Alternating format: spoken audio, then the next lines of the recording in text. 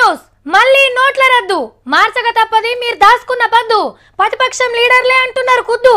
అమ్మో మేము మళ్ళా లైన్లు కట్టలేం అని అంటున్నారు కదా వద్దు 200 నోటట అందరికి ముద్దు పెద్ద నోటు ఎక్కువగానం దాచొద్దు 500 నోటేనట ఇక అద్దు ఇందులో ఏదైనా జరగచ్చు రేపటి పొద్దు చూస్తుంటే 2000 నోటు కూడా రోజులు దగ్గర పట్టట్టే ఉన్నాయి పో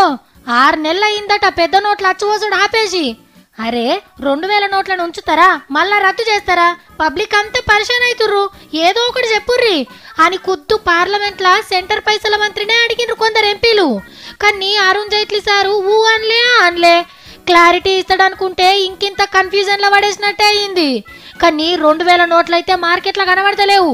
వచ్చినట్టు భద్రంగా ఇంట్లో దాచుకుంటురేమో మునుపు 100,000 నోట్లు దాస్తే లచ్చ అయ్యేది ఇప్పుడు 52,000 నోట్లు దాచినా గదే లచ్చ తెల్లపై కన్నా నల్లగా చేసేందుకు మంచిగా అక్కడికొచ్చినట్టుంది గిదే ముచ్చట సెంటర్ వాళ్ళకి తెలిసి మళ్ళా నల్లపైక మోపేటట్టుందని పెద్ద నోట్లు అచ్చిపోసుడు ఆపేసినట్టున్నారు అబ్బా మళ్ళేమైతుందో అని మొఖాలు మార్చిరు కదా కొత్తగా 200 నోటు వస్తుందట ఇక మురుగుండ్రి